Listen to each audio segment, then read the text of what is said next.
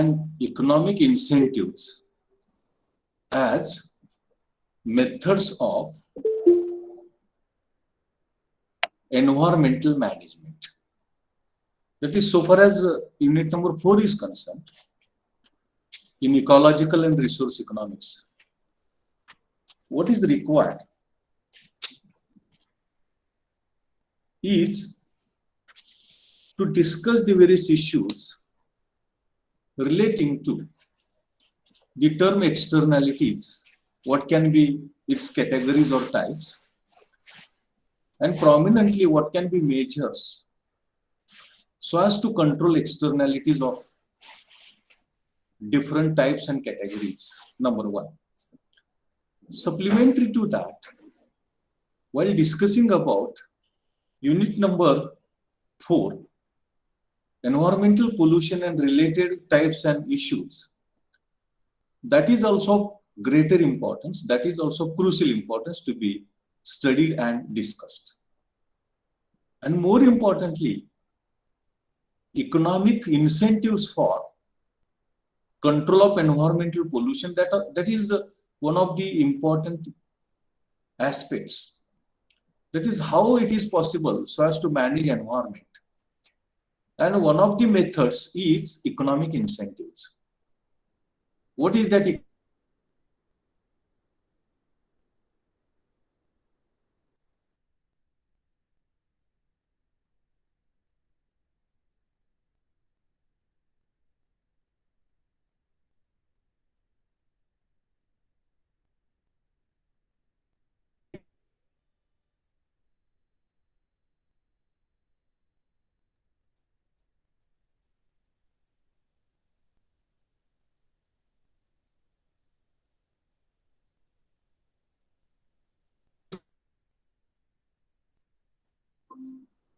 कोज theorem साधारणतः disconnect झालं होतं, त्यामुळे आवाज आला नसेल. पुन्हा इंटरनेट बंद झालं होतं, त्यामुळे आवाज आला नसेल. Thus, so far as this unit is concerned, externalities, environmental pollution, economic incentives for environmental management, and Coase theorem, these are the very important issues which are studied or which are expected to be discussed. Now we have studied number of issues relating to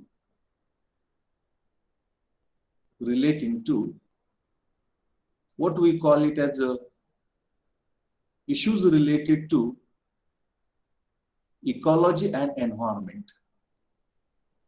Ecology and environment that we have studied. And here it is 4 important issues that we are going to study. आपण या चौथ्या प्रकरणामध्ये बाह्यता म्हणजे काय, ज्याला आपण एक्सटर्नॅलिटीज असं म्हणतो, त्या बाह्यता म्हणजे काय, त्यानंतर पर्यावरण प्रदूषणाशी संबंधित काही भाग, काही घटक, याचा विचार आपल्याला या संदर्भामध्ये आपल्याला करणं अपेक्षित आहे, आवश्यक आहे. त्यानंतर आर्थिक प्रेरणा, इकॉनॉमिक इन्सेंटिव्ह, पर्यावरण व्यवस्थापनाचं साधन म्हणून हे आर्थिक प्रेरणा नेमक्या काय आहे ते एक आपल्याला बघायचं आहे. आणि कोज नावाचा एक अर्थशास्त्रज्ञ, त्या कोजने एक सिद्धांत मांडलाय, त्याला आपण कोज थेरम असं म्हणतो. तो कोज थेरम नेमका काय आहे, तो कोज थेरम सुद्धा आपल्याला या अनुषंगानं बघणं अपेक्षित आहे. आतापर्यंत आपण युनिट 1, युनिट 2, युनिट 3 असे 3 युनिट्स अभ्यासलेत आणि 4था युनिट आज आपण अभ्यासतोय. As mentioned previously, I will share presentation and that will help us in understanding the issues those are there relating to ecological and resource economics. Ecological and resource economics. What are those issues? Those issues I shall share with you so that you will be in a position to understand what is there in ecological and resource economics to be studied. Is slide visible? Slide is visible? Yes, sir. Okay, slide is visible. So what is necessary to be studied is,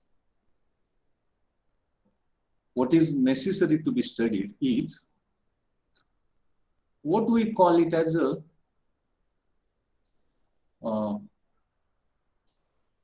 externalities.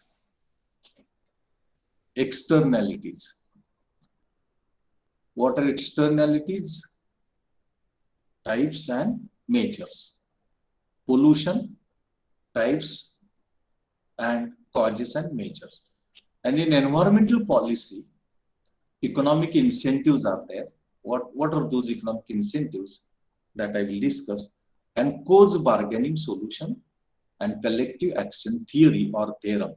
That is one of the very important issues which is expected to be studied. Am I audible?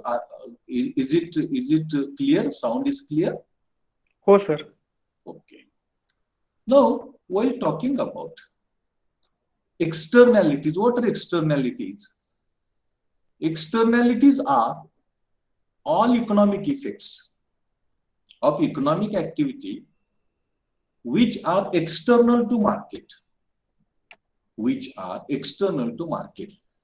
That is, those effects of economic activity which are not captured by the market, which cannot be captured by the market, are known as externalities.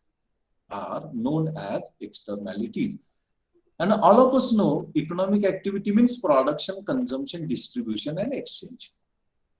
Production, consumption, distribution, and exchange. In other words, cost and benefit of economic activities, consumption, production, distribution, exchange of the individuals on the rest of the society towards no payment is made, no price is paid, no cost is paid. It is called as externalities. It is known as externalities. And there are different types of externalities: positive or beneficial consumption externality, positive or beneficial production externality, negative or adverse consumption externality, negative or adverse production externality, real or technological externalities, pecuniary externalities, marginal unidirectional externalities, marginal reciprocal externalities, inframarginal unidirectional externalities, inframarginal reciprocal externalities. These are the different types of externalities. Now, what are positive or beneficial consumption externalities?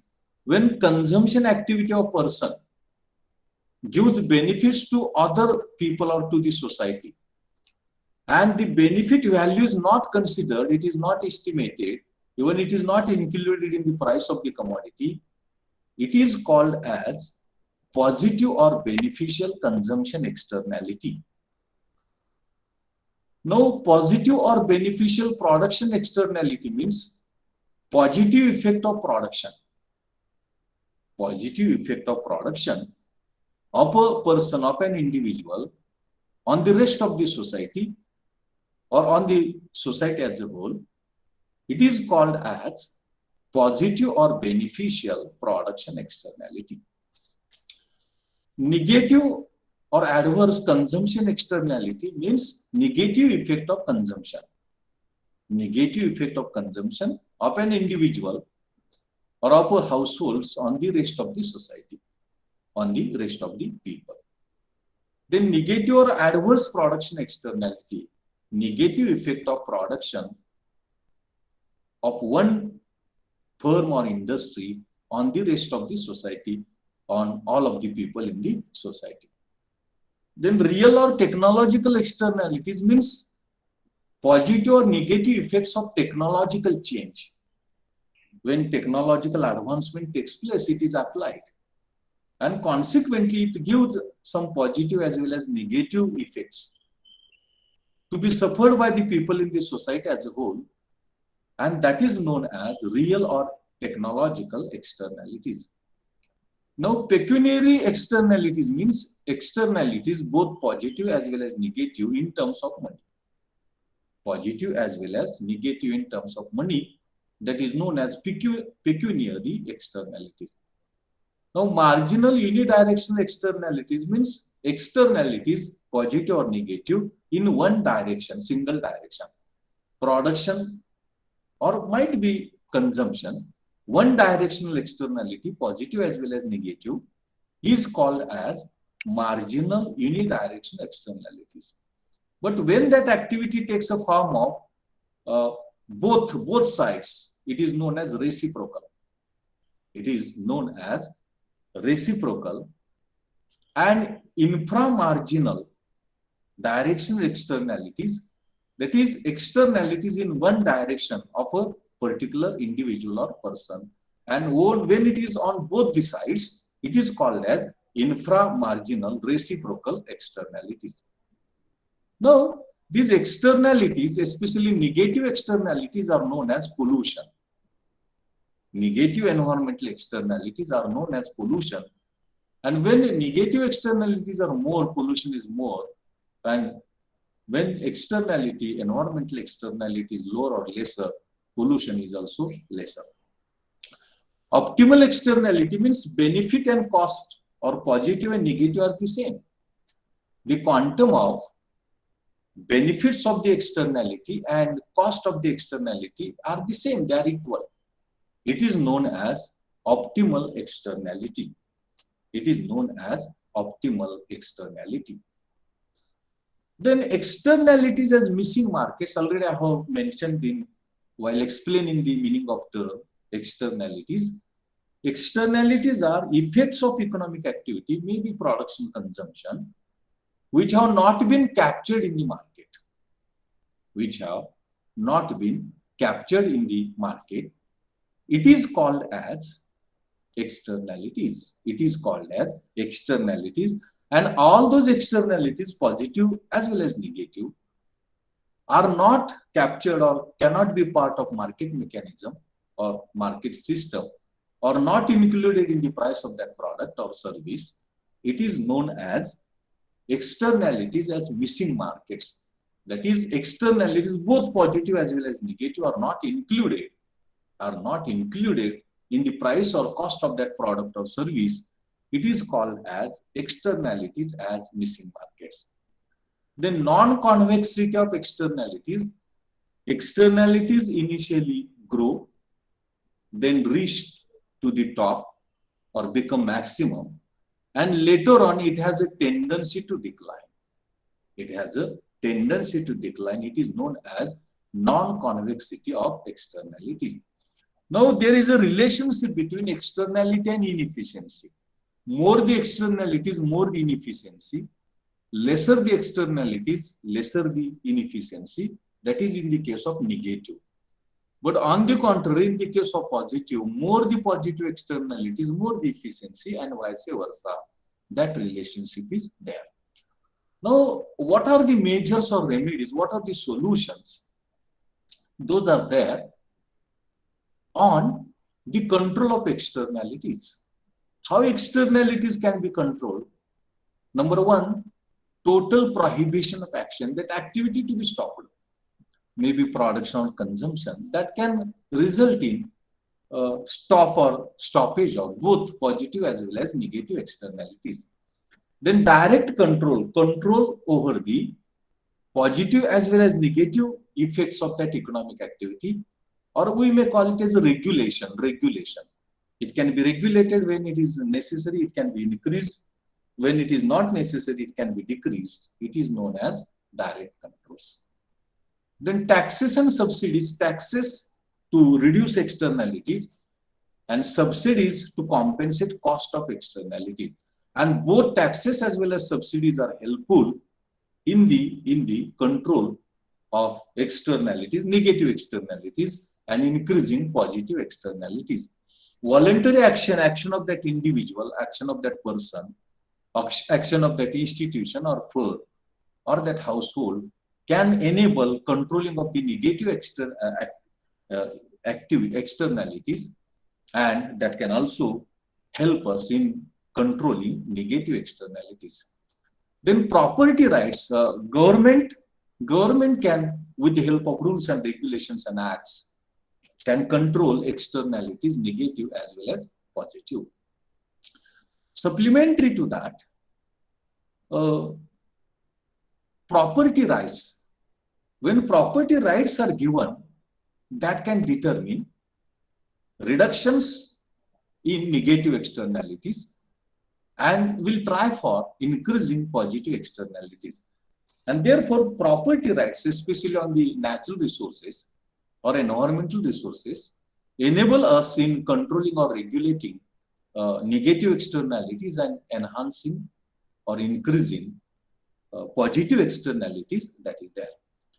Supplementary to that, regulation of the government and institutions, and if payments are collected for negative externalities and incentives are given for the positive externalities, that can also help us in control of negative externalities and monitoring of, regulating of positive externalities that is there. आपण यामध्ये प्रामुख्याने काही महत्वाच्या घटकांचा विचार करत असताना एक्सटर्नॅलिटी, ज्याला आपण बाह्यता असं मराठीमध्ये म्हणतो, त्या बाह्यतांचा विचार आपण करतो. आता बाह्यता म्हणजे काय, की आपले जे आर्थिक उपक्रम आहेत किंवा आर्थिक व्यवहार आहेत त्यांचे परिणाम, की ज्यांचा समावेश हा बाजार व्यवस्थेमध्ये, बाजार यंत्रणेमध्ये होत नाही, त्याला आपण बाह्यता, एक्सटर्नॅलिटीज असं आपण म्हणतो.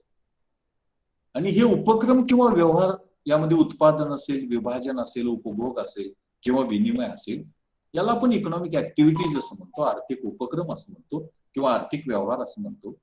आणि त्याचे जे आर्थिक परिणाम आहेत त्या परिणामांचा समावेश या बाजार यंत्रणेमध्ये, बाजार व्यवस्थेमध्ये होत नाही, त्याला आपण बाह्यता, एक्सटर्नॅलिटीज असं आपण म्हणतो. यालाच आपण बाजार व्यवस्थेमध्ये किंवा बाजार यंत्रणेमध्ये समाविष्ट न होणाऱ्या किंवा न झालेल्या खर्च आणि लाभाला सुद्धा आर्थिक उपक्रमाच्या बाह्यता, एक्सटर्नॅलिटीज असं आपल्याला म्हणता येतं. आता या जे एक्सटर्नॅलिटीज आहेत त्या एक्सटर्नॅलिटीजचं वेगवेगळ्या प्रकारांमध्ये किंवा त्याचे वेगवेगळे प्रकार सांगितले जातात. जेव्हा उपभोगाचा परिणाम अनुकूल होतो तेव्हा त्याला धन किंवा लाभधारक उपभोग बाह्यता असं आपण म्हणतो. म्हणजे काय, की समजा एखादी वस्तू, आपण एखाद्या वस्तूचं सेवन केल्याचा फायदा जर इतरांना होत असेल तर त्याला आपण उपभोगाची धनबाह्यता किंवा उपभोगाची लाभधारक बाह्यता, फायदेशीर बाह्यता असं आपल्याला म्हणता येतं. आता पॉझिटिव्ह और बेनिफिशियल प्रोडक्शन एक्सटर्नॅलिटी म्हणजे धन किंवा लाभदायक उत्पादन बाह्यता. एखाद्या वस्तूचं किंवा सेवेचं उत्पादन केल्यामुळं त्याचा अनुकूल परिणाम बाकीच्या लोकांवर, समाजांवर होत असेल तर त्याला आपण उत्पादनाची धन किंवा फायदेशीर बाह्यता असं आपण म्हणतो. समजा आपण एखादं झाड लावलं, आणि त्याचा फायदा जर इतरांना मिळत असेल तर त्याला आपण धनबाह्यता, उत्पादनाची असं पण म्हणू शकतो. उपभोगाची ऋणबाह्यता किंवा तोटा म्हणजे एखाद्या वस्तूचं आपण सेवन केल्याचा प्रतिकूल परिणाम बाकीच्या लोकांवरती होतो.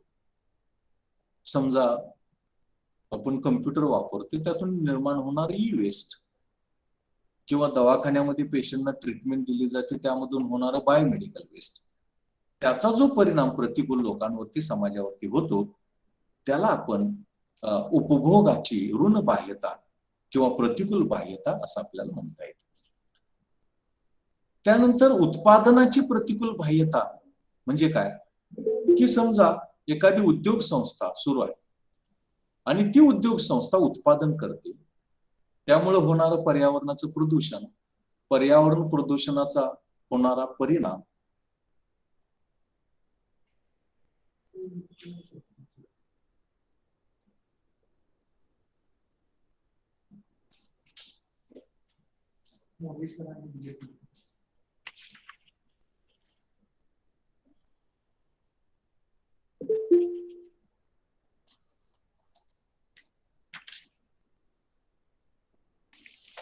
या सगळ्याचा परिणाम जर होत असेल तर त्याला आपण उत्पादनाची ऋण बाह्यता असं आपण म्हणतो. म्हणजे एखादा उद्योग सुरू केला त्यातून होणारं पर्यावरण प्रदूषण आणि त्याचा होणारा लाभ. त्यानंतर वास्तव तांत्रिक बाह्यता, तांत्रिक प्रगती झाल्यामुळं त्याचे अनुकूल प्रतिकूल परिणाम जर समाजाला सहन करावे लागत असतील, लोकांना परिणाम ते सहन करावे लागत असतील, तर त्याला आपण तांत्रिक बाह्यता असं आपण म्हणतो किंवा वास्तव बाह्यता असं म्हणतो. उदाहरण घ्या, कम्प्युटरचा वापर केल्यामुळे काम जलद होतं पण कमी लोक लागतात. जलद होणं फायदा झाला, कमी लोक लागणं म्हणजे तोटा झाला. अशा प्रकारे प्रगत तंत्रज्ञानाचा अनुकूल प्रतिकूल परिणाम म्हणजे तांत्रिक बाह्यता किंवा वास्तव बाह्यता असं आपल्याला म्हणता येतं. त्यानंतर पेक्युनियरी म्हणजे मौद्रिक किंवा चलनविषयक बाह्यता. जेव्हा आर्थिक व्यवहार किंवा उत्पादन उपभोग याचे परिणाम पैशामध्ये व्यक्त करता येतात, प्रकट करता येतात, त्याला आपण चलनविषयक किंवा मौद्रिक बाह्यता असं आपण म्हणतो. म्हणजे हवेचं प्रदूषण झालं तर त्यामुळे होणारा तोटा पैशामध्ये व्यक्त करणं, किंवा एखादा उद्योग संस्थेनं पिण्याच्या पाण्याचा पुरवठा केला तर त्याचा होणारा फायदा पैशामध्ये आपण मोजणं.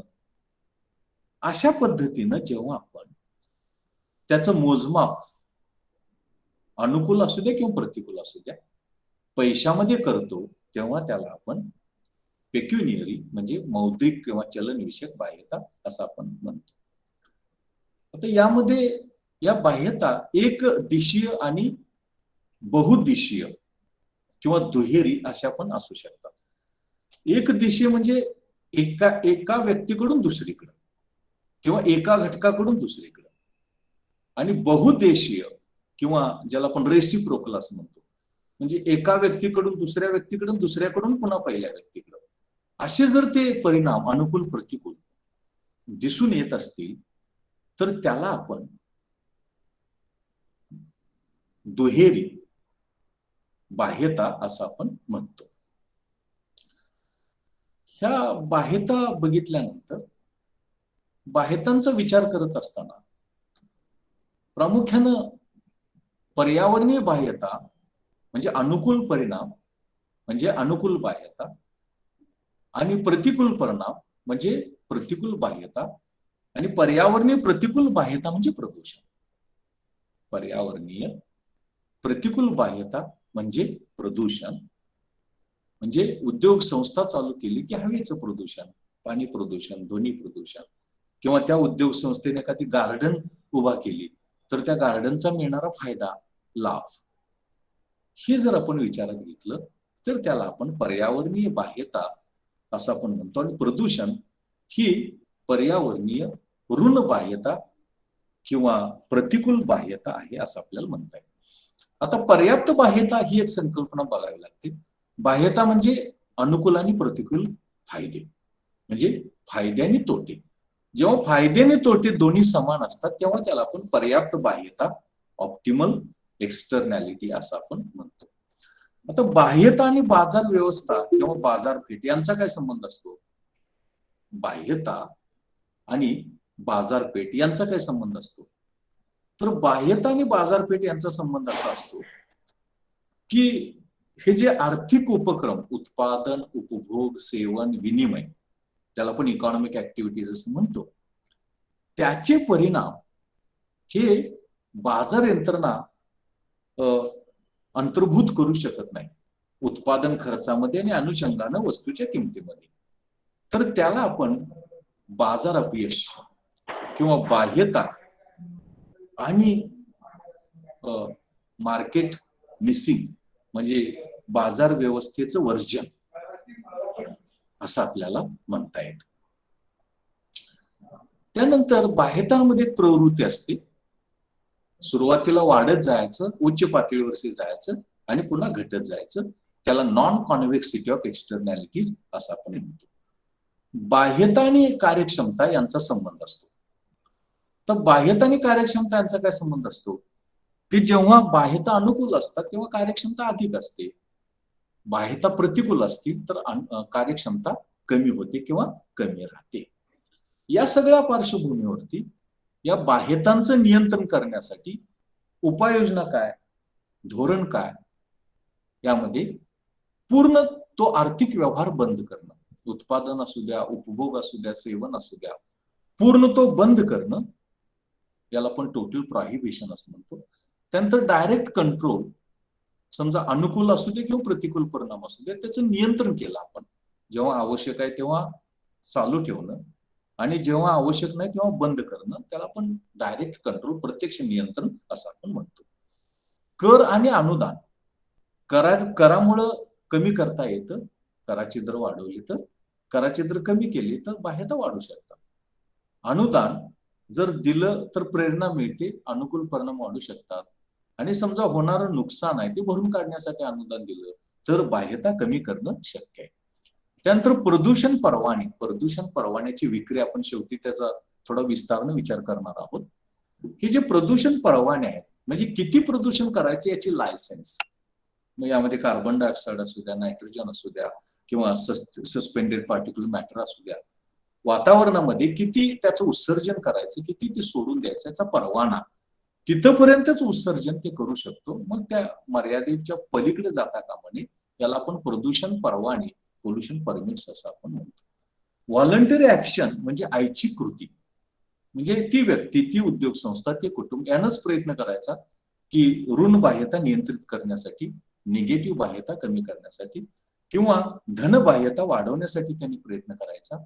याला व्हॉलंटरी ऍक्शन असं म्हणता येईल. सरकार आपल्या नियमातून, आपल्या कायद्यातून अशा प्रकारचं नियंत्रण करू शकतं, अशा प्रकारचं नियमन करू शकतं आणि हा एक उपाय आपल्याला सांगता येईल. त्यानंतर मालकी हक्क, समजा ही जे पर्यावरण आहे, नैसर्गिक संपत्ती आहे, साधन संपत्ती, याच्यावरती जर मालकी हक्क निश्चित केला तर ज्यानं जे प्रदूषण केलं त्यानं ते भरून काढण्याची त्याची जबाबदारी. म्हणजे एखादी व्यक्ती हवेची मालक असेल तर त्यानं जे प्रदूषण केलं हवेचं, तिचं नियंत्रण कमी करण्याचं काम त्याचं. अशा पद्धतीनं पर्यावरण आणि निसर्ग याचा मालकी हक्क देऊन पर्यावरणाचं प्रदूषण कमी करता येतं, नियंत्रित करता येतं. रेग्युलेशन म्हणजे नियमन, प्रदूषण वाढत असेल तर कमी करणं, अनुकूल परिणाम वाढत असतील तर वाढू देणं, प्रतिकूल परिणाम वाढत असतील तर कमी करणं, अशा पद्धतीने नियमन, रेग्युलेशन या माध्यमातून सुद्धा या बाह्यता कमी करता येतात किंवा त्याचं नियमन करता येतं, नियंत्रण करता येतं असं आपण म्हणतो. त्यानंतर पेमेंट म्हणजे शुल्क, समजा अनुकूल फायदा मिळाला तरी त्याचं पेमेंट, प्रतिकूल फायदा मिळाला तर नुकसान भरपाई. अशा पद्धतीनं लाभ झाला तर चार्जेस किंवा शुल्क आणि तोटा झाला तर नुकसान भरपाई, या माध्यमातून सुद्धा अशा पद्धतीनं आपल्याला या बाह्यतांचं नियंत्रण करता येतं, त्याचं नियमन करता येतं. Then I am moving on environmental pollution.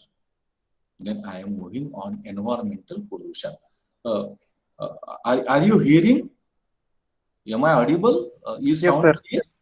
Yes, sir. Slide is visible? हो सर, Yes. दिसते.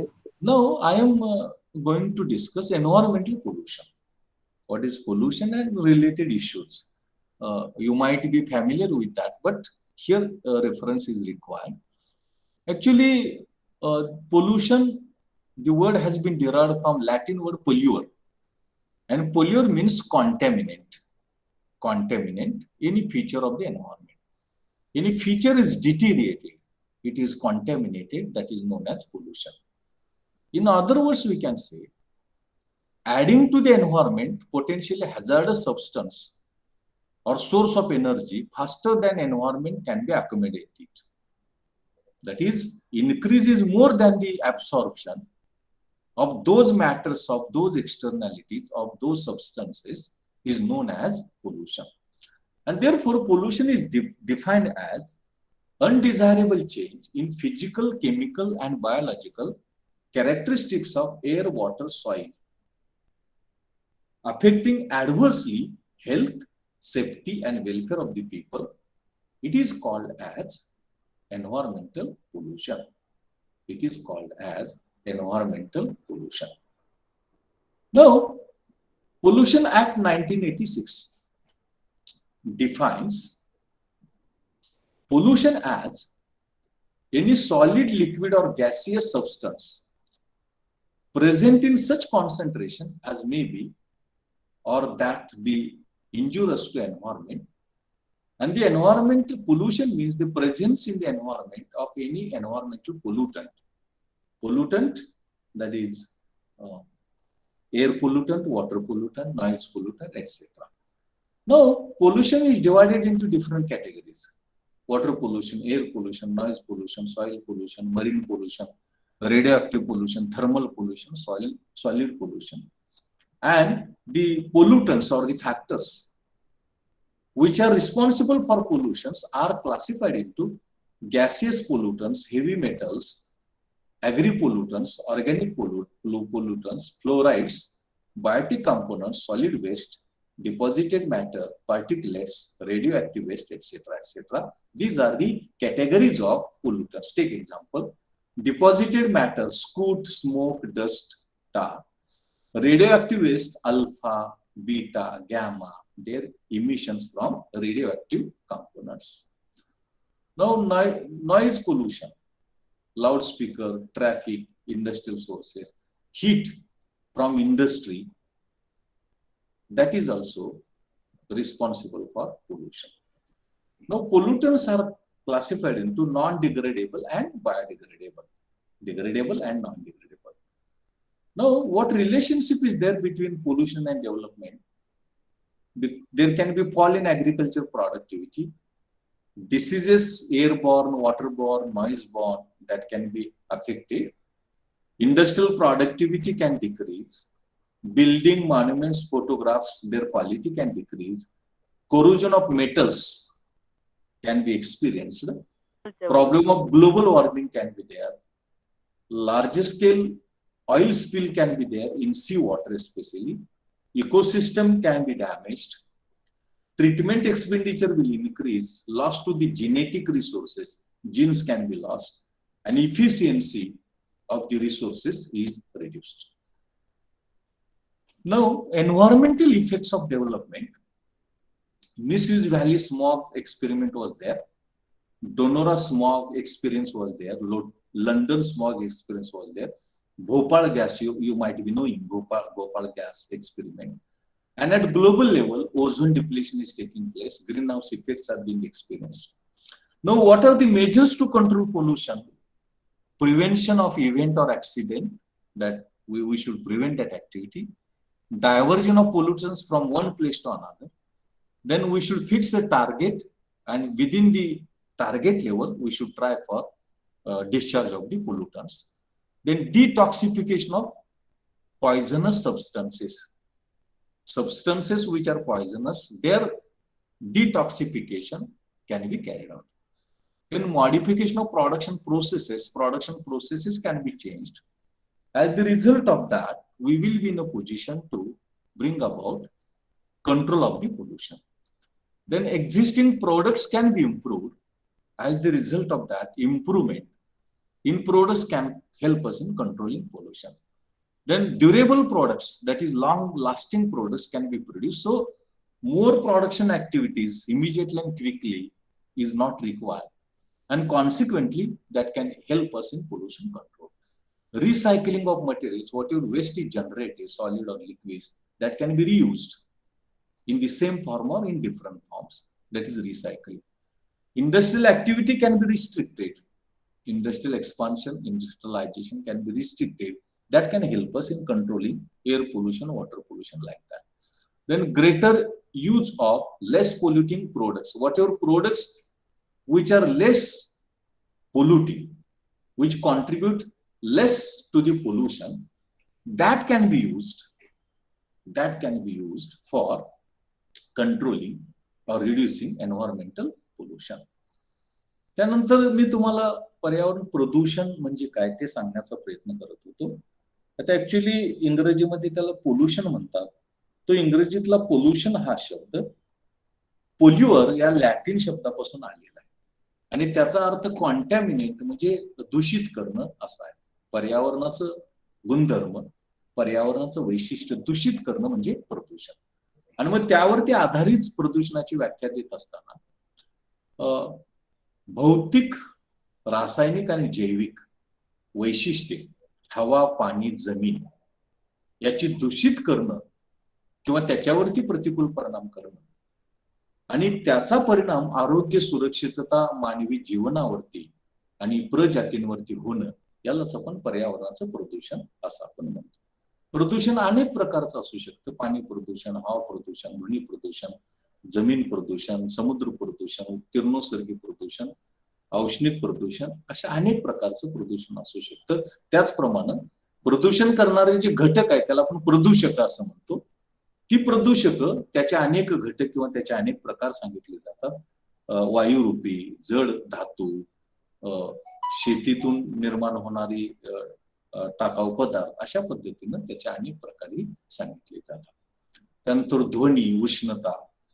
आता हे जी प्रदूषक आहेत त्याचे दोन प्रामुख्यानं गट सांगितले जातात, विरघळणारे आणि न विरघळणारे. प्रदूषण आणि विकास याचा काय संबंध आहे? उत्पादकता कमी होते शेतीची, वेगवेगळे आजार होतात, जलजन्य आजार, ध्वनी आजार, त्यानंतर दूषित हवेचे आजार. उद्योगाची उत्पादकता कमी होते, इमारती, स्मारके, फोटो यांची गुणवत्ता ढासळते. त्यानंतर धातूला गंज चढतो, जागतिक तापमान वाढ, समुद्रामध्ये प्रामुख्याने मोठ्या प्रमाणावरती तेलाचा थर निर्माण होतो, पर्यावरण परिसंस्था नष्ट होते, शुद्धीकरणाचा खर्च हा वाढू शकतो, जीन्सचं नुकसान होऊ शकतं, जन्नुक ज्याला आपण म्हणतो, आणि कार्यक्षमतेमध्ये घट होऊ शकते. पर्यावरणाचं प्रदूषण होऊ शकतं असे काही जागतिक पातळीवरती अनुभव आले. मी यूज व्हॅलीचा एक याचा स्मॉग म्हणजे धुक्याचा एक घटना घडली. डोनोरा स्मॉग, लंडन स्मॉग म्हणजे धुकं, त्यामुळे होणार नुकसान. भोपाळची गॅस गळती तुम्हाला माहित आहे. जागतिक परिणाम आहेत, ओझोनचा थर कमी होतोय, हरितगृह परिणाम आपल्याला दिसतो. मग यावरती उपाय काय? उपाय म्हणजे तो जो उपक्रम आहे तो उपक्रम थांबवणं. जी प्रदूषक आहे ती बाजूला ज्याला आपण डिव्हिएट म्हणतो किंवा डायव्हर्ट असं म्हणतो, ती डायव्हर्ट करणं, ती एका ठिकाणाहून दुसऱ्या ठिकाणी पसरवणं. त्यानंतर त्याचं जे लक्ष्य आहे ते त्या लक्ष्याला चिकटून राहण्याचा प्रयत्न करणं. म्हणजे जेवढं कार्बन डायऑक्साईडचं उत्सर्जनाची परवानगी आहे तेवढीच आपण करावी, ती मर्यादा ओलांडू नये. त्यानंतर डिटॉक्सिफिकेशन म्हणजे जी विषारीपणा आहे तो विषारीपणा कमी करण्याचा प्रयत्न करणं. उत्पादन प्रक्रिया सुधारणं, प्रोडक्शन प्रोसेसेस. त्यानंतर जे अस्तित्वात असलेली वस्तू आहे त्यामध्ये सुधारणा करणे की जेणेकरून प्रदूषण वाढणार नाही. त्यांचं दीर्घ आयुष्य असलेली किंवा ज्याला आपण टिकाऊ असं म्हणतो, टिकाऊ वस्तूंचं उत्पादन करणं. पुनर्चक्रीकरण, घन कचरा असेल, द्रव कचरा असेल, सांडपाणी असेल, पुनर्चक्रीकरण करणं. उद्योग विकासावरती किंवा औद्योगिकरणावरती मर्यादा आणणं. आणि ज्या वस्तू कमीत कमी प्रदूषण करतात त्या कमीत कमी प्रदूषण करणाऱ्या वस्तूंचं उत्पादन करण्याचा प्रयत्न करणं. Then what is water pollution? Water pollution is a state of deviation in quality and purity of water. When quality and purity of water is reduced, it is decreased. It is decreased, it is reduced. It is called as water pollution. It is called as water pollution. Thus, addition of excess material or heat to humans, animals, aquatic life is known as water pollution. Then how to identify water pollution is there or not? Offensive odor. Smell is different. Smell is different. Uncontrolled growth. Uncontrolled growth of aquatic weeds. Uncontrolled growth of aquatic weeds. That is non-useful or unuseful plants or weeds. Their production takes place. Their production takes place. We call it as algae.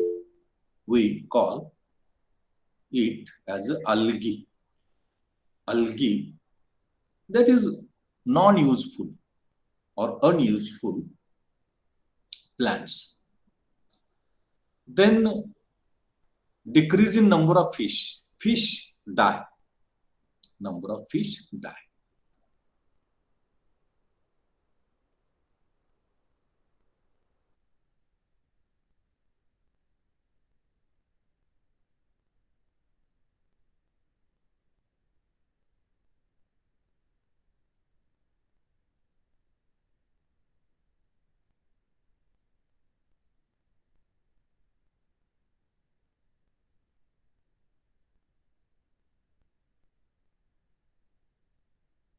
Water, when we taste water in laboratory and when its pH value, chemical oxygen demand, then we get an idea whether water is polluted or not. Now, why water pollution takes place? Pollution of surface water. When organic compounds mix up, heavy metals mix up, dyes mix up, radioactive substances mix up, thermal, that is hot water mixes, then particles mix up into the water bodies. As a result, surface water gets polluted. Then groundwater, that is under the groundwater, it is because of pesticides, fertilizers, sewage or wastewater, then domestic wastewater, industrial wastewater. When those mix up into the water bodies, underground water bodies, groundwater pollutes. Ocean water, because of oil refinery, human activities, that is waste generated by human, mixes into the ocean or sea. Accidents of ship, that can result in this ocean water or sea water pollution. Natural calamities, earthquake is there, cyclone is there, flood is there, that can lead to water pollution.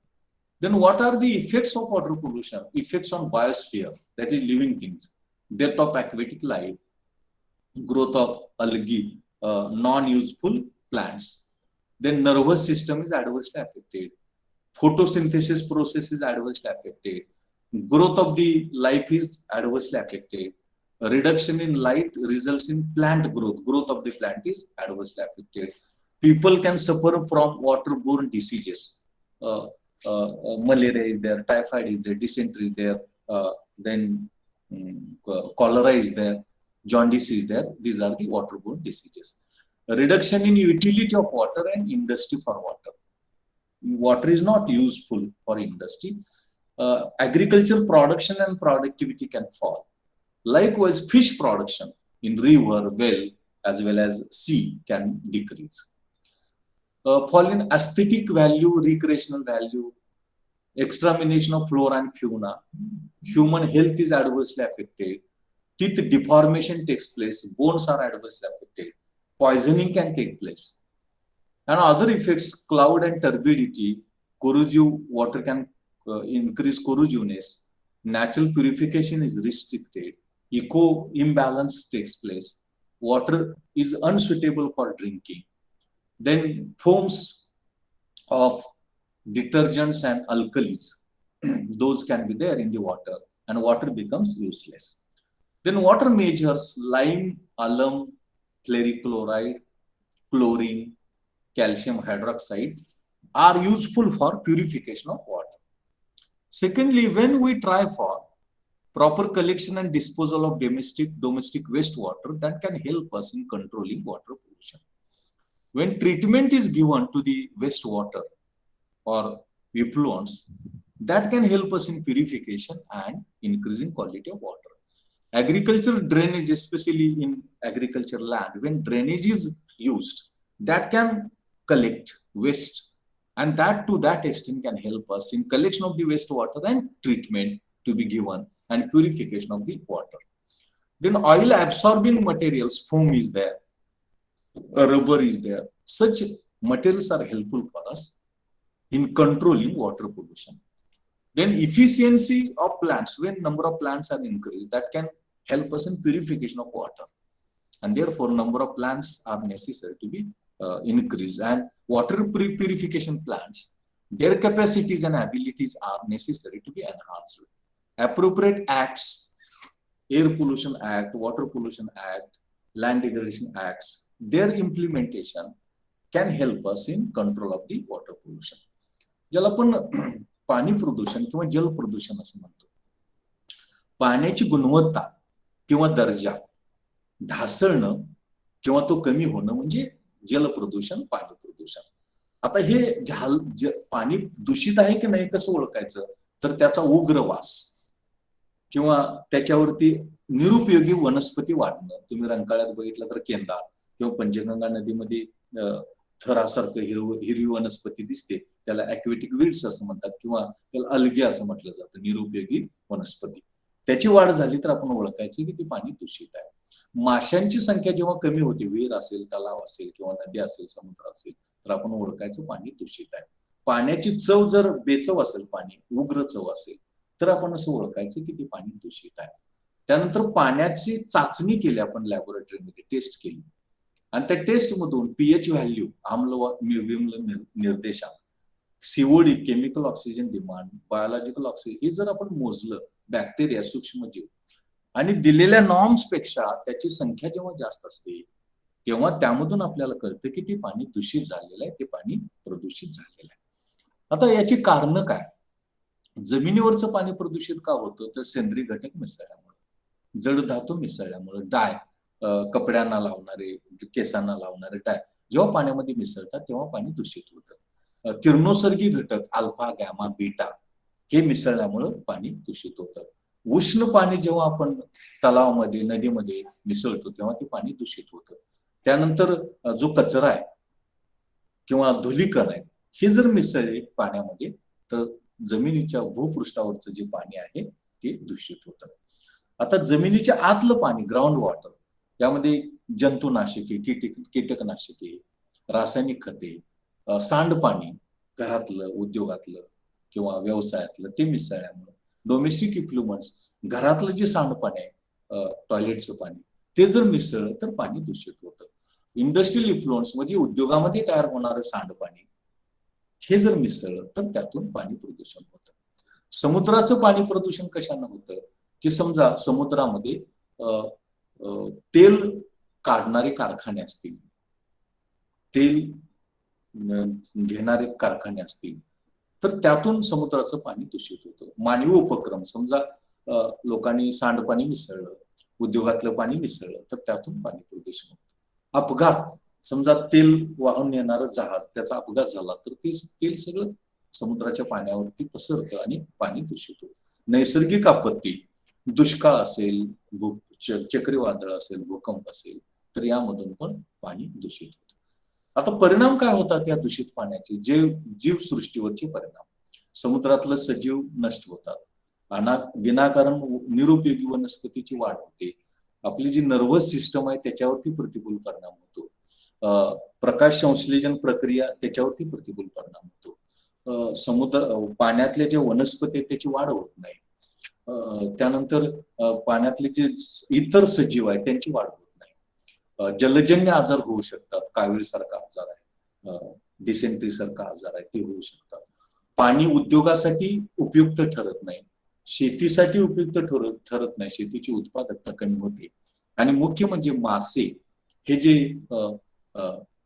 पोषण मूल्य अधिक असलेले जे खाद्य आहे किंवा अन्न आहे ते कमी होतं किंवा त्याचा पुरवठा कमी होतो.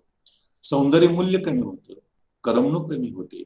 त्यानंतर वनस्पती आणि प्राणी हे नष्ट होतात. मानवी आरोग्य धोक्यात येतं. लोकांच्या दातावरती प्रतिकूल परिणाम होतो, बोन्स हाडांवरती परिणाम होतो, विषबाधा होऊ शकते, रंग आणि गढूळता वाढू शकते, गंज चढू शकतो, नैसर्गिकरित्या होणारं शुद्धीकरण थांबतं, पर्यावरणाचं असंतुलन निर्माण होतं, पाण्याचा वापर योग्य पद्धतीने होत नाही आणि पाण्यावरती फेस यायला लागतो, फोम यायला लागतो. अशा प्रकारचे प्रतिकूल परिणाम हे आपल्याला दिसतात. याला उपाययोजना काय?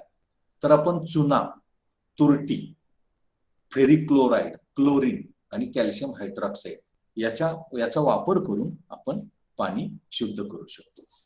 त्यानंतर हे जे सांडपाणी ते संकलित केलं आणि योग्य पद्धतीने त्याची विल्हेवाट लावली तर आपल्याला पाणी दूषितीकरण थांबवता येतं.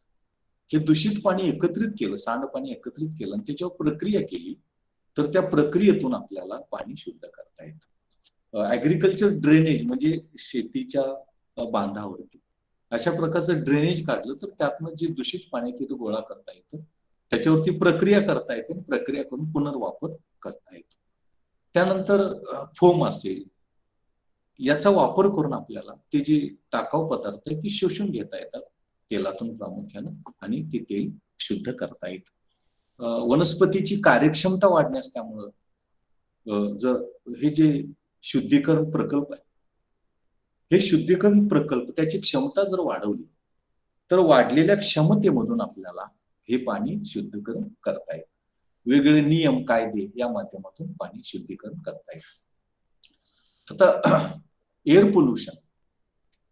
Now all of us know the composition of air is 78% nitrogen, 21% oxygen, 1% gaseous mixture of carbon dioxide, helium, argon, krypton, nitrous oxide, neon, etc.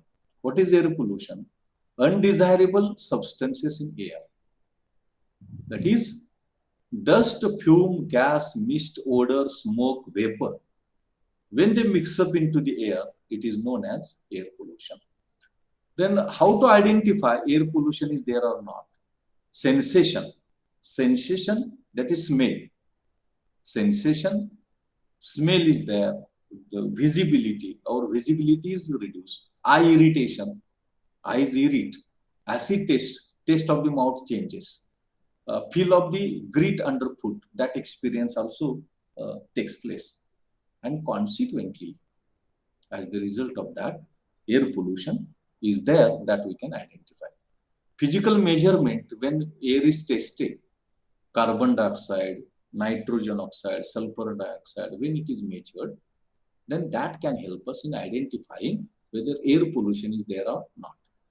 Then effects on animal, plant, buildings, when these effects are adverse, then we can identify that air pollution has taken place. Now, air pollutants are classified into two categories: natural contaminants, fog, bacteria, pollen grains, volcanic eruption. And in particulates, dust, smoke, mist, fog, fumes. In this way, air pollutants are classified. Gases and vapors, sulfur compound, nitrogen, oxygen, halogen, organic, radioactive gases, those are air pollutants. Then effects on human health: eye irritation, odor, respiratory tract, noise and throat pollution, irritation, mortality, morbidity, pulmonary diseases, bronchitis, asthma, bone diseases, cancer diseases, respiratory diseases, poisoning. Effects on animals, poisoning can be there. Effects on plants, destruction of vegetation, damage of crops and forest, photosynthesis is adversely affected, bleaching of leaf is adversely affected, collapse of leaves takes place.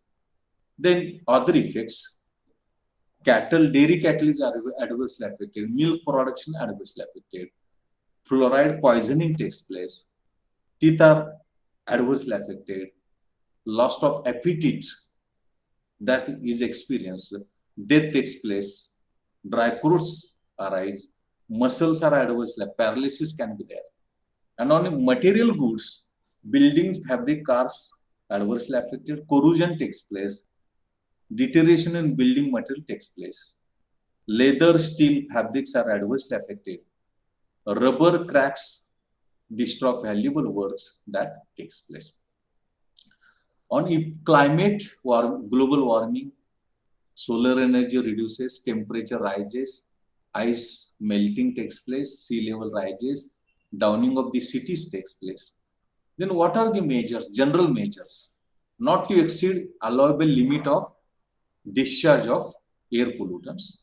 Continuous surveys to be carried out that can give us whether excessive concentration is there or not. The advanced technology that can help us in controlling this discharge of the pollutants, and industries to be started or to be developed away from the human habitations, houses and human colonies. World Health Organization has given certain measures. Engineering methods, cyclones are there, electrostatic methods are there, precipitors are there, scrubbers are there, replacement effects are there, dilution can be carried out, and legislation, rules, laws, acts are helpful. Then there can be change in control, approaches to control, good combustion takes place, pollution reduced.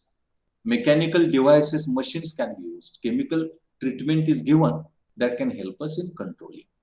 Then other measures, raw materials can be changed, alternative fuels can be used, housekeeping, cleanliness can be helpful, tall stacks can be helpful in controlling pollution, planning techniques, planning tools are used for controlling air pollution. आता हे जे हवा प्रदूषण आहे, हवा प्रदूषण म्हणजे काय? हवेची गुणवत्ता कमी होणं, हवेचा दर्जा ढासळणं, त्याला आपण हवेचं प्रदूषण असं म्हणतो. किंवा हवेमध्ये समजा धूळ, ज्वाला, वायू, धुकं, वास, धूर, वाफ हे मिसळणं म्हणजे हवेचं प्रदूषण.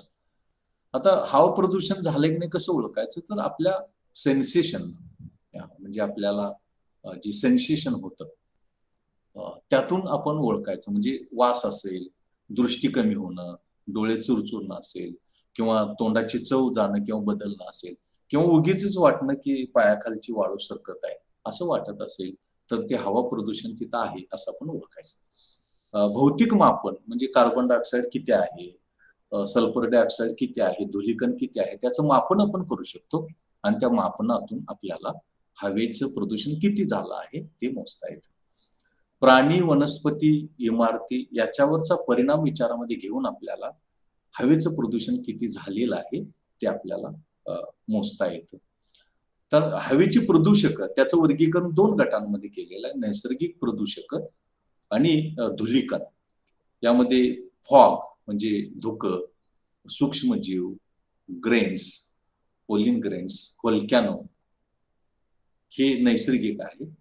आणि धुलीकण मध्ये धूळ आहे, धूर आहे, धुका आहे, ज्वाला आहे, यामधून हवेचं प्रदूषण होऊ शकतं. गॅस आणि वाफ हे सगळे सल्फर डाय compound, nitrogen compound, oxygen, halogen यातून हवेचं प्रदूषण होऊ शकतं. परिणाम काय होऊ शकतो मानवी आरोग्यावर? डोळे चुरचुरणे, वास उग्र येणे, आपली श्वसन यंत्रणा बिघडणं, त्यानंतर आपलं नाक आणि घसा चुरचुरणं किंवा त्रास होणं, आजारपण किंवा मृत्यू होणं, फुफ्फुसाचे आजार होणं, ब्रोंकायटिस, अस्थमा म्हणजे दमा, त्यानंतर बोन, हाडं, कॅन्सर,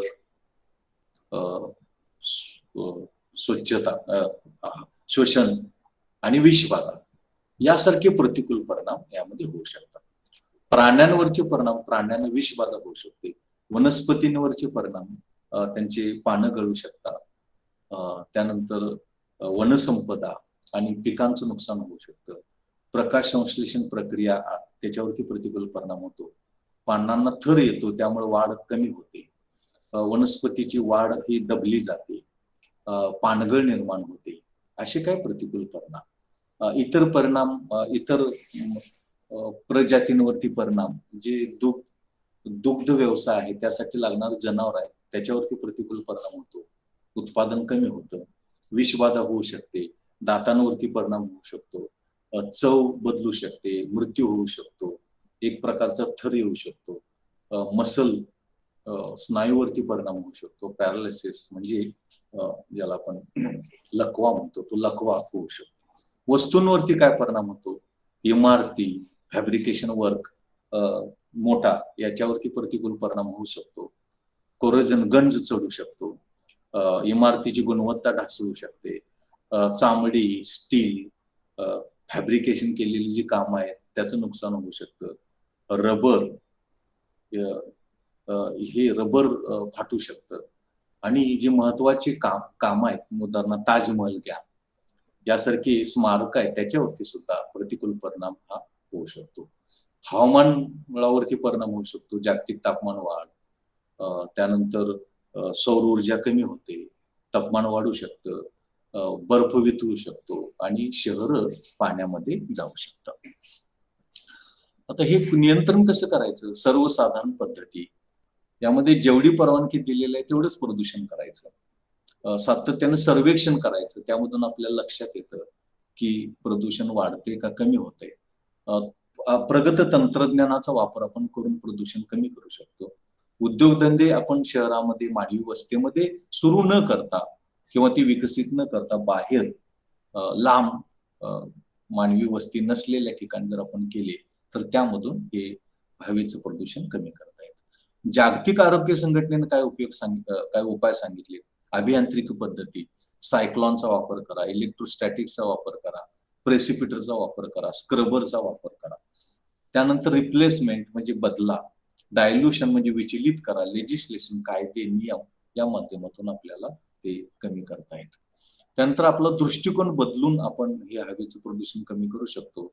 उत्तम जर ज्वलन झालं, तंत्रज्ञान यंत्रांचा वापर केला, रासायनिक ट्रीटमेंट दिली, प्रक्रिया केली तर त्यामधून आपल्याला या हवेचं प्रदूषण कमी करता येतं.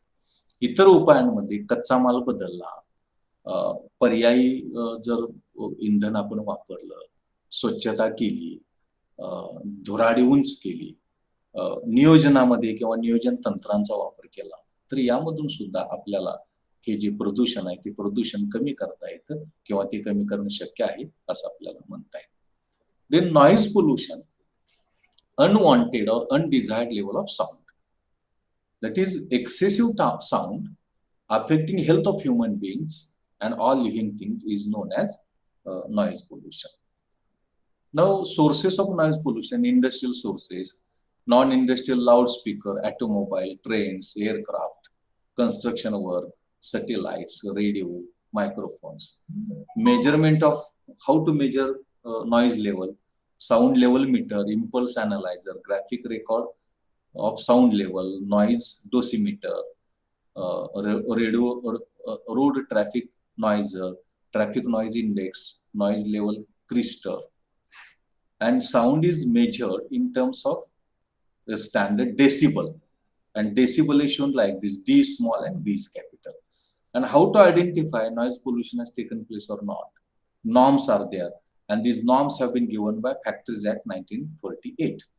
When for 8 hours level of sound is 90 decibels, then noise pollution is there.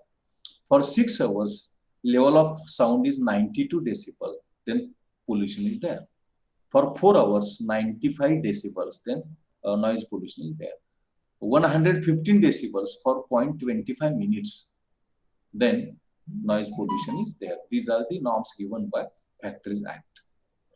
Then Central Pollution Control Board has given certain norms to identify noise pollution. When in rural areas sound level is between 25 to 30, then it is noise pollution. In suburban area, when it is 30 to 40 decibel, then it is noise pollution. In industrial area, when noise level crosses the limit 50 to 60 decibels, then it is noise pollution. Then effects of noise pollution: loss of hearing, health effects, sleep, concentration, headache, irritation, fatigue, optimal system, color, then tired, quality of work, efficiency of work is adversely affected, communication is disturbed, hearing is difficult, alarms cannot be heard.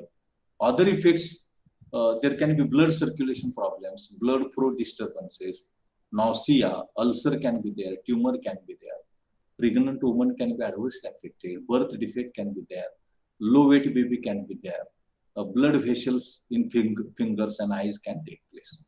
So what are measures? Technology, advanced technology, efficient use of energy, location of industries away from the colonies or human settlements, traffic management, one-way signals like that, knowledge and awareness that can help us in controlling noise pollution, people's participation.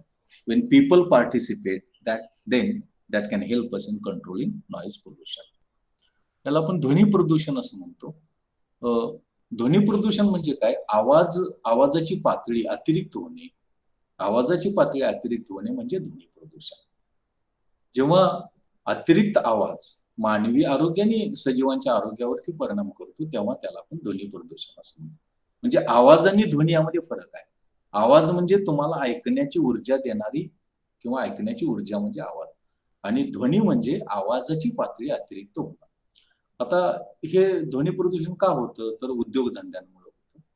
Bigger उद्योगधंद्यांमध्ये loudspeaker आहे, automobile आहे, म्हणजे 4 wheeler 2 wheelers आहेत, train आहे, विमान आहे, बांधकामातून होतं, satellite मधून यान आपण त्यातून होतं, रेडिओ आहे, मायक्रोफोन आहे, त्यामधून ध्वनी प्रदूषण होऊ शकतं.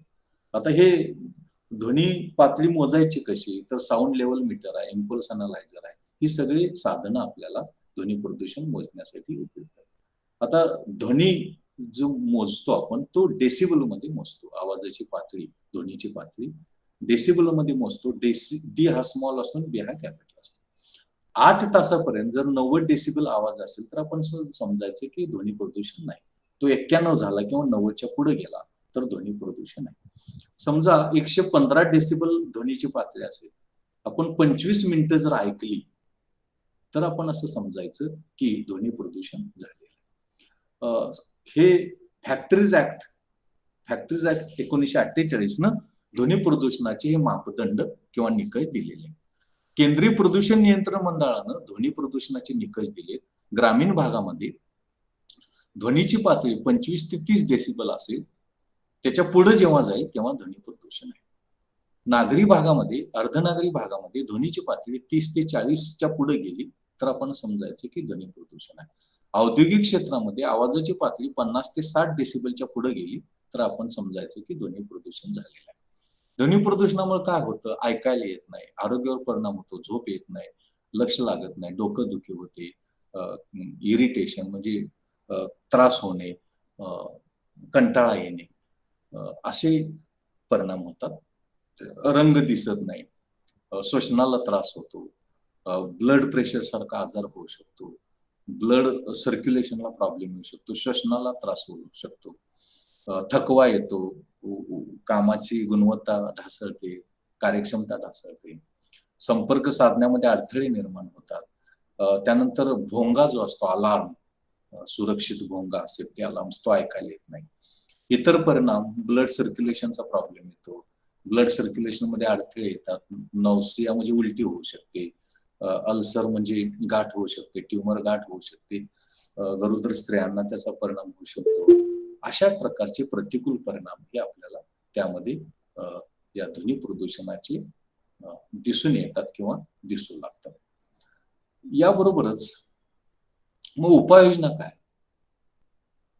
उपाययोजनामध्ये प्रामुख्यानं प्रगत तंत्रज्ञानाचा वापर करणं, ऊर्जेचा कार्यक्षम वापर करणं, उद्योगधंदे मानवी वस्तीपासून लांब ठेवणं, ट्रॅफिक मॅनेजमेंट म्हणजे जे ट्रॅफिक आहे ते ट्रॅफिक व्यवस्थापन करणं, वाहतूक व्यवस्थापन, ज्ञान आणि जाणीव जागृती, लोकांचा सहभाग, या माध्यमातून आपल्याला ध्वनी प्रदूषण नियंत्रित करता येतं.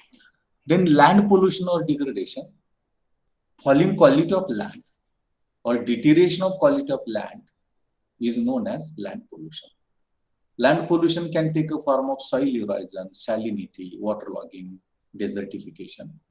Causes can be agriculture activities, faulty cropping pattern, excessive use of irrigation facilities, chemical fertilizers, pesticide, insecticide, wastewater, natural calamities. Effects can be fall in production productivity, fall in agriculture land, shortage of food grains, rise in agriculture prices, adverse effects on industries. And what are remedies? Change in cropping pattern, drainage system, fencing of land, natural farming, limited use of fertilizers, pesticides in irrigation, that can help us in controlling land pollution. त्याला आपण जमीन प्रदूषण किंवा जमिनीचा ऱ्हास असं म्हणू.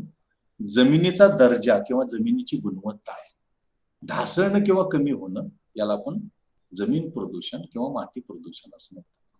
यामध्ये जमिनीची धूप आहे, क्षारपट जमीन आहे, दलदलीत जमीन आहे, वाळवंटीकरण आहे.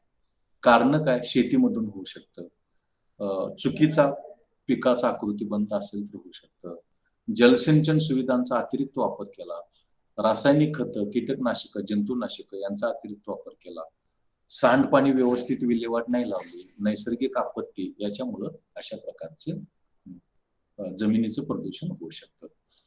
परिणाम काय होऊ शकतो? उत्पादकता कमी होते, जमिनीचा तुटवडा होऊ शकतो, अन्नधान्याचा तुटवडा होऊ शकतो, जमिनीच्या किमती वाढू शकतात, उद्योगावरती प्रतिकूल परिणाम होऊ शकतो. उपाययोजना काय?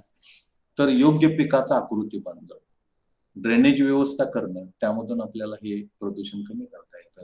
कुंपण, फेन्सिंग करणं, नैसर्गिक शेतीचा वापर करता येतो आपल्याला, खतांचा, कीटकनाशकांचा, जंतुनाशकांचा आपण मर्यादित वापर करणं, यामधून आपल्याला हे जे प्रदूषण आहे ते प्रदूषण आपल्याला नियंत्रित करता येतं किंवा ते कमी करता येतं असं म्हणता येतं. व्यवस्थित ऐकायला येते तुम्हाला? आवाज येतो? स्लाइड दिसते व्यवस्थित? स्लाइड दिसते, आवाज येतोय? Then I want to discuss environmental policy, policy to control environmental pollution. And this is very important, policy to control, that is environment protection policies, or policy to control negative environmental externalities is known as environmental policy. And there are basically three tools of environmental management. One is technological restrictions, one is use of cooperative institutions, and third is economic incentives. We can use technological advancement, we can cooperative institutions can help us in control of environmental pollution, protection of environment, and economic incentives. Economic incentives are helpful. It is one of the tools of environmental management. Now, four methods are used for environmental pollution control.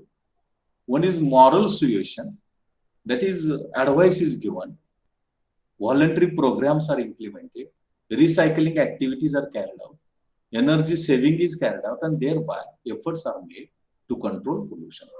Direct controls, ceilings or limitations, restrictions of laws, rules, acts can be imposed, and thereby environmental pollution can be controlled. Specification of activity, industry to be started, not to be started, agriculture to be increased, not to be increased. Thus, specific activity can be controlled, and thereby environmental pollution can be controlled. Now, government can carry out investment program in waste treatment, solid waste, liquid waste, then recycling of waste. Forestation, afforestation can be carried out. Research and development activities can be carried out, and thereby environmental pollution can be controlled.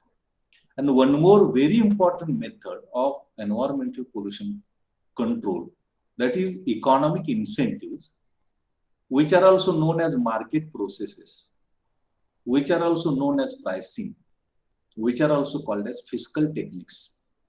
And in these economic incentives or market processes, pricing or fiscal techniques, three methods are there. One is price rationing, another is liability rules, and third is quantity rationing. Now, where optimal pollution takes place, that is marginal cost of pollution control and marginal benefit of pollution control. And if pollution is this one, this will be benefit and cost, and this is optimal pollution, optimum pollution. But if activity is carried out this one, then cost is this one and benefit is this one. So this is loss of benefit. So this is pollution level and the cost and benefit is equal. This is optimal or optimum pollution. Then price rationing. Price of the product is rationed. Price of the product is rationed. In this, emission charges are imposed and thereby price can increase. There can be fees or taxes on industries who are polluting.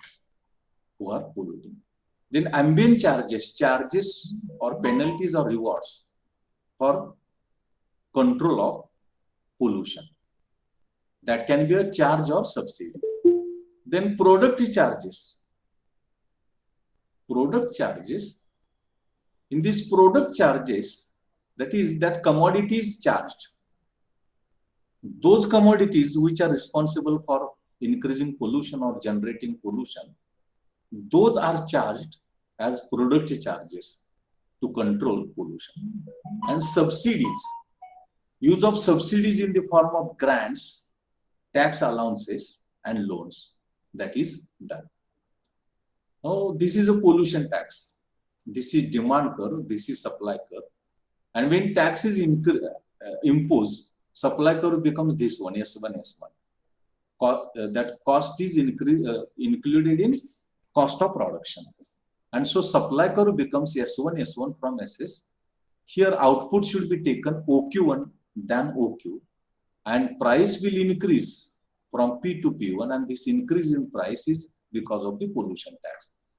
And to control that pollution, this pollution tax is used. Then ambient charge on environmental pollution. That charge can be per unit or can be subsidy and can be penalty imposed. And this diagram shows, suppose output is QT, this is a benefit curve, then benefit will be this one and cost will be this one. If output is Q star, then cost and benefit are equal and those are more. That is, benefit is more and cost is lower. And in this way, we should undertake this one output which gives more benefits, Then subsidies, financial assistance can be given to compensate for the reduction in production and control of pollution. And it is practiced in France, Netherlands, Germany. It can take a form of grant, loans, tax allowances. There are defects it can increase in production and output. There are administrative problems. Revenue is required. Tax is better than subsidy. Tax efficient and economical. These are some drawbacks and importance. This is method of economic incentives. It is a tool of price rationing and it encourages production. And this is shown in diagrammatic presentation. This is average cost. This is marginal cost. When marginal cost is this one and this one production undertaken, here cost is more and benefit is lower. So this one average cost, this is marginal cost and this one production should be undertaken and this should be price. Then liability rules. When rules are not followed, non-compliant fees, that is penalties are collected, that is non-compliant fees. Deposit is collected and when rules are not obeyed, deposit is not refunded. Performance bonds are issued And on the basis of bonds, when rules are followed, then incentives are given. Rules are not followed, penalty is charged. Then quantity rationing. In this quantity rationing, it is known as tradable or marketable pollution permits. Tradable or marketable pollution permits. In this tradable or marketable permits, there is ambient permit system or emissions permit system and pollution offset system. These are the types. On the ambient, that quantity is determined. On the emissions, quantity is determined, and quantity of pollution to be controlled is determined. And it is practiced in America. It is practiced in other countries also. And it is important, but it has also certain demerits. And this is shown. This is a quantity of the product. That is marginal cost of abatement, that is pollution control. This is marginal externality cost, and those are equal here. And this one production should be undertaken. That is optimal pollution control and optimal production. Then some countries mixed instruments are used. That is charges and tradable pollution permits. Tradable pollution permits and charges both are used in controlling environmental pollution, and that is shown in this diagrammatic presentation. Then while assessing economic incentives, those are necessary to be evaluated. And criteria, those should be effective, those should be efficient, those should bring about equity. It should not be unequal. And there should be flexibility, changes can be made about. Practical contributions of economic incentives, information, it gives a lot of information. Administrative capacity is necessary. Competitive market is necessary, and political system is suitable. These are the things relating to economic incentives which are necessary to be studied. यामध्ये पर्यावरणाचं व्यवस्थापन कसं करायचं या संदर्भातला विचार आपण करताना पर्यावरणाचं संरक्षण किंवा प्रदूषण नियंत्रणाचं जे धोरण आहे त्याला आपण पर्यावरण धोरण असं म्हणतो. आणि साधारणतः पर्यावरणाच्या व्यवस्थापनाची 3 साधनं आहेत. एक म्हणजे तंत्रज्ञान, 2 सहकारी संस्था आणि 3 आर्थिक प्रेरणा. प्रगत तंत्रज्ञान, अनेक संस्थांनी एकत्र यायचं आणि प्रदूषण नियंत्रणासाठी प्रयत्न करायचा, आणि आर्थिक प्रेरणांचा, इन्सेंटिव्हचा वापर करायचा. सर्वसाधारणपणे प्रदूषण नियंत्रणाचे 4 पद्धती. यामध्ये नैतिक समजावणी, यामध्ये ऐच्छिक कार्यक्रम राबवणं, पुनर्चक्रीकरण करायला लावणं, ऊर्जेची बचत करणं. प्रत्यक्ष नियंत्रणामध्ये कायदेशीर बंधनं लादणं, कोणते उपक्रम चालू करायचे कुठले नाही करायचे ते ठरवणं. सरकारी गुंतवणूक कार्यक्रम, यामध्ये साधारणतः जे प्रकल्प आहेत घनकचरा, द्रव कचरा प्रक्रिया करणारे ते त्यामध्ये गुंतवणूक करणं, वनीकरण वाढवणं, वनव्याप्त क्षेत्र वाढवणं, आणि संशोधन आणि विकास यासाठी त्यावरती खर्च सरकारनं करणं. यामध्ये आर्थिक प्रेरणा, यालाच बाजार प्रक्रिया असं म्हणतात, याला किंमत निर्धारण असं म्हणतात, याला फिस्कल टेक्निक्स, राज्यवित्तीय तंत्र असं पण म्हणतात. यामध्ये 3 साधनं आहेत. प्राइस रेशनिंग, किंमत नियंत्रित किंमत, लायबिलिटी रूल्स म्हणजे देयता नियम, आणि संख्यात्मक नियंत्रण, असे 3 पद्धती आहेत.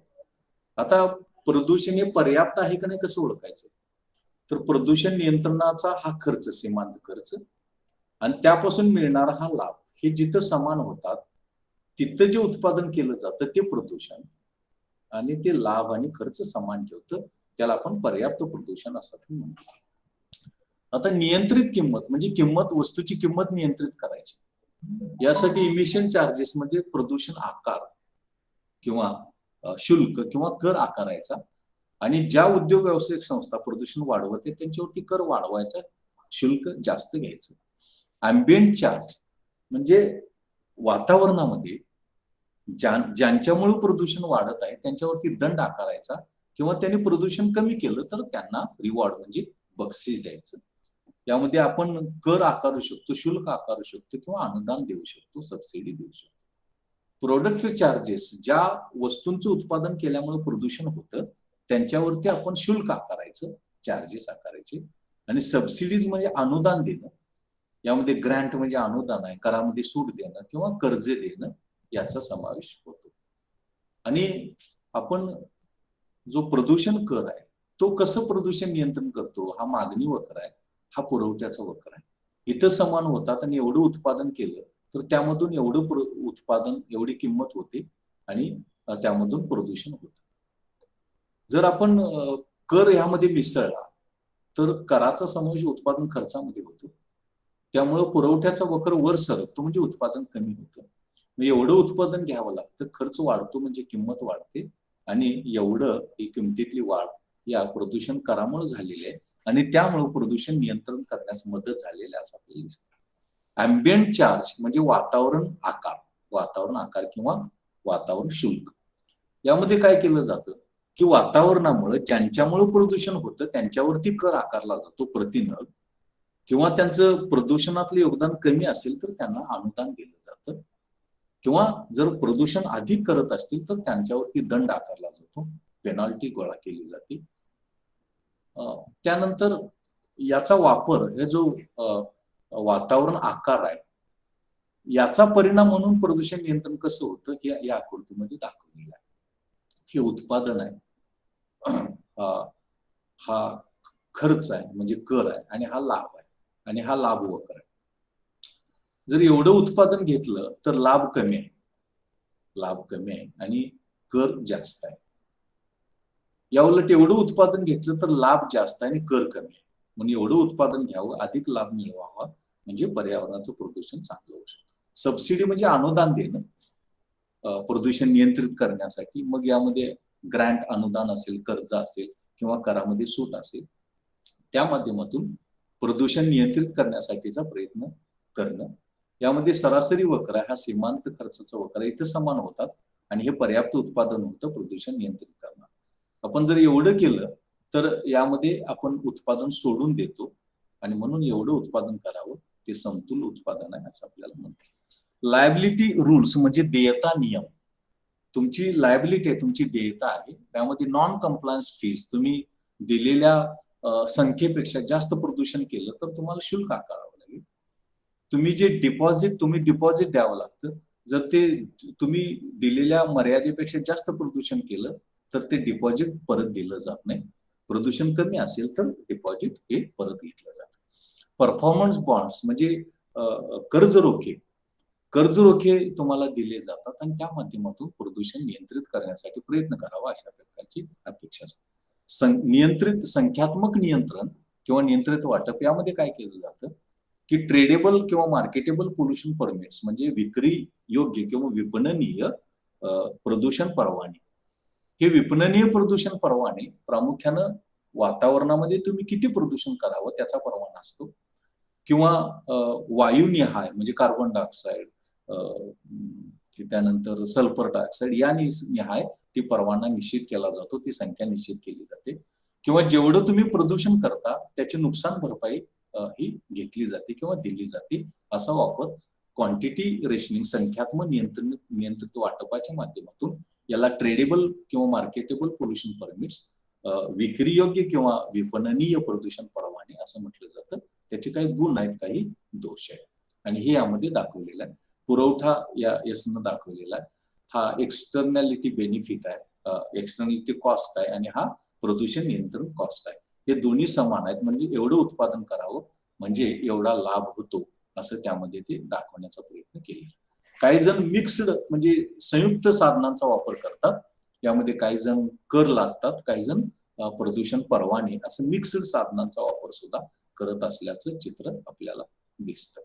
आता या आर्थिक प्रेरणांचा वापर करत असताना काही निकषांचा विचार करावा लागतो की त्यांची प्रभावीपणा किती आहे, ते प्रभाव किती आहे, कार्यक्षमता त्यांची किती आहे, समता निर्माण करू शकतात का, त्यांच्यामध्ये लवचिकता आहे का, हे करता येतं. आणि याचा वापर करण्यापूर्वी काही अटींची पूर्तता करावी लागते. माहिती पाहिजे, प्रशासकीय यंत्रणा पाहिजे, बाजार व्यवस्था स्पर्धात्मक पाहिजे आणि राजकीय व्यवस्था योग्य पाहिजे, असे एक चित्र आपल्याला दिसतं. Then the last point that I want to place before you is cause bargaining solution and collective action. Now all of us know nature or natural resources or environmental resources, environment ownership is not there. Ownership is not there. And therefore, Professor Dells talks about property rights or ownership rights, exclusive property rights, functional property rights, right to use public utility, and common property rights. Already we have studied that. Now, what says as environmental resources or natural resources, no ownership is there, no right is there. In this backdrop, how it is possible to control environmental pollution? How it is possible to control environmental pollution? In this backdrop, Coase has given one theory, and it is known as Coase theorem. Coase says, statement of the theorem or theory is, in absence of transaction cost, bargaining among different users of the environment will result in a Pareto optimal allocation of environment when exclusive property rights to the environment are defined. When property rights are given or rights are given to the environmental resources, and when bargaining takes place between the government and the party or owner, and that gives us what we call it as a optimum pollution, and that is known as Coase theorem of collective and bargaining action. In this diagram, it is shown marginal cost of pollution control and marginal cost of or marginal damage curve. Marginal damage curve, this one, and marginal cost of pollution control. Now here both are marginal damage curve and marginal cost control curve, pollution control curve are equal at W. And here S1 is a pollution which is optimal. And here marginal cost of control and marginal damage cost, those are equal. Those are equal. So Coase says right or ownership over the environment or environmental resources and the collective bargaining between them, that is between the government and the owner of that resource, that can help us in controlling environmental pollution, environmental damage. That is known as Coase theorem of collective bargaining. Now Coase theorem is evaluated criticisms useful when damage to resources comes from few sources. When damage to the natural resources or environmental resources are limited, then only this theorem is useful. When sources of pollution are identified, we know those sources, then and then only we can make use of this theorem. When private owners are responsible for environmental pollution, then and then only the theory of Coase or Coase theorem can be used. When society resources are converted into private resources, then only we can go for Coase theorem for the control of environmental pollution. For the control of environmental pollution, that is what this Coase theorem tries to discuss. Coase theorem tries to tell us. Then higher bidder principle, that is more and more auction value can be there. More and more government will have more cost to be controlled, more revenue to be controlled, and that can lead to higher bidding value. Higher bidding value, and that is one of the criticisms which is leveled against Coase theorem. But Coase theorem is important because it is effective in environmental management. No expenditure is required for incurring. Decision making is quick because that owner takes a decision about control of the pollution, and government interference is not needed. Government is not required there to take decision, and socially optimal allocation and utilization of the resources is possible. And this way this Coase theorem is useful. शेवटचा जो मुद्दा मी तुम्हाला सांगत होतो तो कोजचा सामुदायिक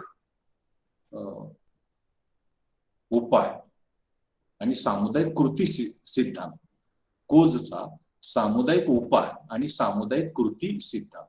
आता आपल्याला हे माहित आहे की पर्यावरणावरती, निसर्गावरती किंवा पर्यावरणीय साधनांवरती कोणाची मालकी नाही आणि त्यामुळे त्याचा गैरवापर होतो, मिसवापर होतो, मिसयूज होतो आणि त्यामुळे पर्यावरणाचं प्रदूषण, नैसर्गिक साधन संपत्तीचा ऱ्हास हा मोठ्या प्रमाणावरती होत असल्याचं दिसतं. या स्थितीमध्ये कोज याने एक सिद्धांत मांडला. कोज असं म्हणतात की नैसर्गिक किंवा पर्यावरणीय साधनांची मालकी निश्चित करायची आणि सरकार आणि तो मालक यांच्यामध्ये सामुदायिक सौदा शक्ती एक करार करायचा आणि कृती करायची आणि त्यामधून पर्यावरणाचं प्रदूषण आपल्याला नियंत्रित करता येतं. त्यालाच कोजचा थेरम किंवा कोजचा सिद्धांत असं म्हटलेला आहे. म्हणजे निसर्गावरती, पर्यावरणावरती मालकी निश्चित केली आणि त्या संसाधनाचा मालक आणि सरकार यांच्यामध्ये सामुदायिक सौदा शक्ती आणि कृतीच्या माध्यमातून पर्यावरणाचं प्रदूषण नियंत्रित करता येतं आणि त्याला आपण कोजचा थेरम, कोजचा सिद्धांत असं आपण म्हणतो. हे आकृतीमध्ये दाखवलेलं आहे. आडव्या अक्षावरती प्रदूषण दाखवलेलं आहे आणि उभ्या अक्षावरती सीमांत तोटा आणि सीमांत नियंत्रणाचा, प्रदूषण नियंत्रणाचा खर्च दाखवलेला आहे. आता यामध्ये हा सीमांत नुकसान वक्र आहे आणि हा सीमांत प्रदूषण नियंत्रण खर्च आहे. कोज असं म्हणतो की हे दोन्ही जिथं समान आहेत तेवढं उत्पादन करावं, तेवढं प्रदूषण करावं, तेवढंच उत्पादन करावं आणि तेवढं प्रदूषण करावं म्हणजे सामाजिक दृष्ट्या पर्याप्त प्रदूषण आणि उत्पादन करता येतं. हे कधी करता येतं? जर आपण पर्यावरणावरती मालकी निश्चित केली, जर आपण निसर्गावरती, पर्यावरणीय साधनांवरती मालकी निश्चित केली तर आपल्याला हे करता येतं, अन्यथा ते करता येत नाही. या सिद्धांतावरती काय आक्षेप घेतले जातात?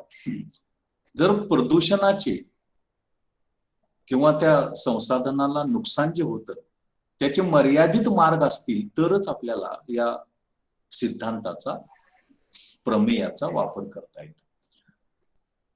प्रदूषणाचे किंवा ऱ्हासाचे मार्ग आपण जर ओळखले, ते ओळखता आले सहजरित्या, तरच आपल्याला हे या सिद्धांताचा वापर करता येतो, अन्यथा करता येत नाही.